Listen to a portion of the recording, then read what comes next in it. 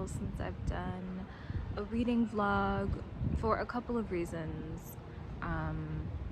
October, November, and December were not months that I really wanted to share much about anything that wasn't related to what was happening in Palestine.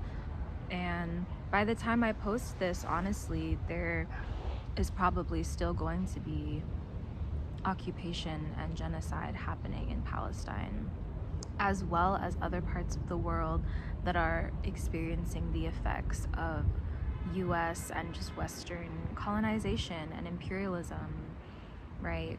Congo, Sudan, now Yemen.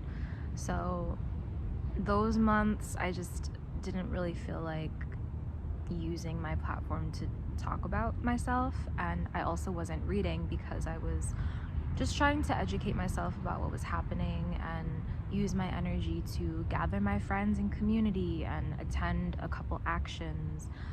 And yeah, the holiday season came and went, and I didn't feel particularly festive, but it did help me to kind of ground and reset and take a bit of a social media break. And so I'm coming back feeling refreshed, feeling a little bit more comfortable talking about just what's happening in my life, and grounding myself in the belief and the practice that the things that I do in my personal life, right, also ripple out. And so there is no disconnect between the world outside of me and the world that feels very small in my own life.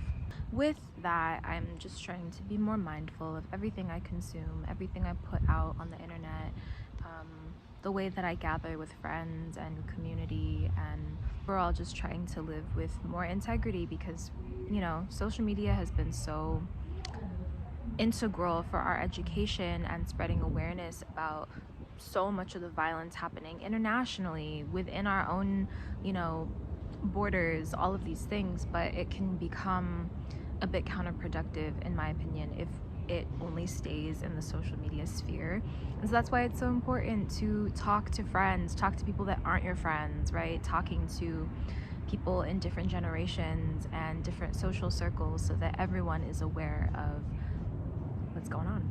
So all that being said, I feel good about dropping in today with a little reading update. I really didn't read that much, like I said, during those 3 months. In December, I did finish a book that a friend let me borrow by Franny Choi called The World Keeps Ending, The World Goes On, I think. I might be butchering the title a bit, but it's a poetry collection by Franny Choi, who's a Korean American poet, and my friend recommended it to me for a variety of reasons, but they were just kind of like, you know, I think these poems will really help to reflect how you're feeling during this time. We're both Asian and queer and very plugged into what's happening in our city specifically, around actions and organizing. And so we were feeling a little bit burnt out, and they were just kind of like, here, like, read this book.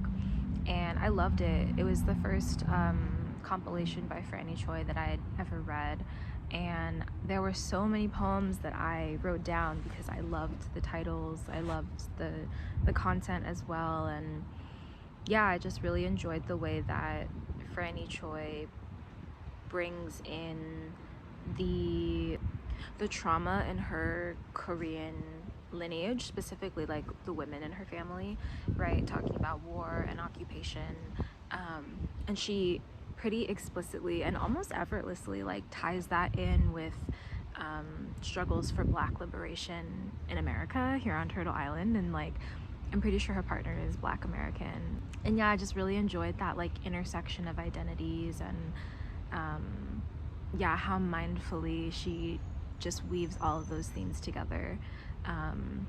And yeah, there was a really, really good poem called Field Trip to the Museum of Human History. And thankfully, Franny Choi, being the genius that she is, she has a bunch of teaching materials on her website that correspond with different poems. So in my poetry group that I didn't start, but I am a frequent goer of this group, and sometimes I help facilitate.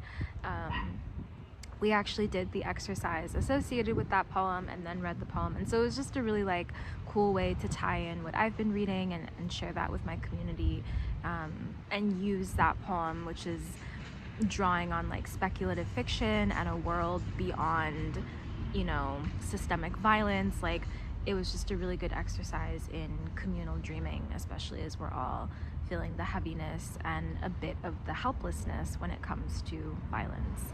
So that's my spiel for December. Now we've arrived in January, and I have a couple books that I'm currently reading. Salt Slow, a short story collection by Julia Armfield,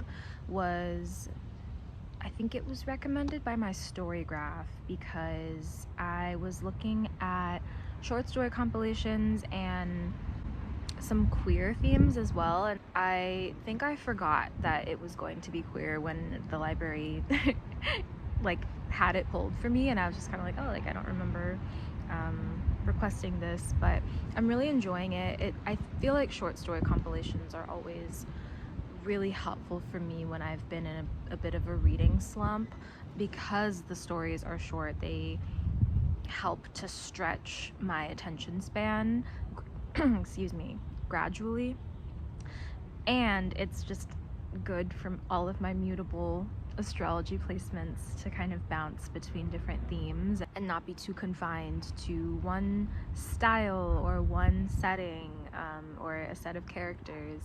And I'm really enjoying Salt Slow. The last story that I just read was about a girl band and the mysterious like cult-like following that they have, and how strange and unfortunate things seem to follow the men who experience the fangirls. And so I really enjoyed that story. It is definitely blending different themes of horror, feminism. There is explicit queerness, which I appreciate. And yeah, it's kind of like a less intense version of Her Body and Other Parties. Like, that's kind of the vibe that I'm getting. Is it deals with women and their bodies, but the stories are much shorter, and I think the author is also British, so a little bit of a different tone, but kind of in that world.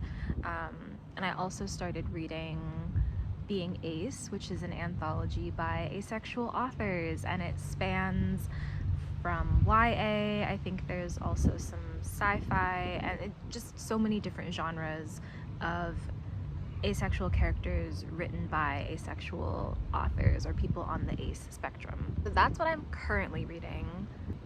Up next, I do have Out There Screaming, which is the anthology by Jordan Peele and other Black writers in the horror genre. So I'm really excited for that one. It's big. I think I might need to start that soon, actually. All of these are anthologies or short story collections, and I think once I power through those, I'll be able to start on some novels again.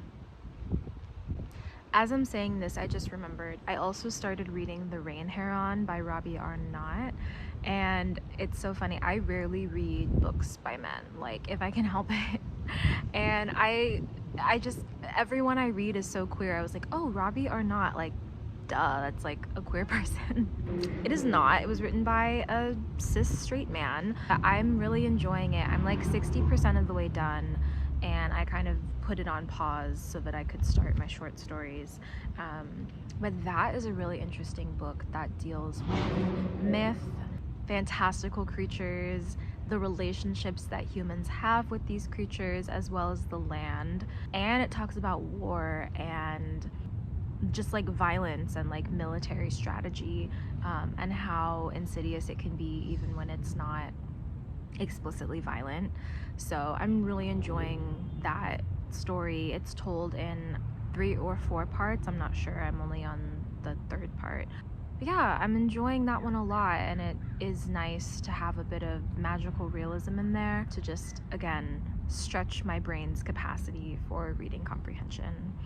So that is my reading check-in for the last like 4 months. I figured I would just make this video like short and sweet. Just haven't really felt like filming parts of my life. I mean, mostly I just go to work and my house is being renovated, which is a deep privilege and also very destabilizing at the same time. And so I just haven't felt the like whimsy, romantic side of my day-to-day life in a while.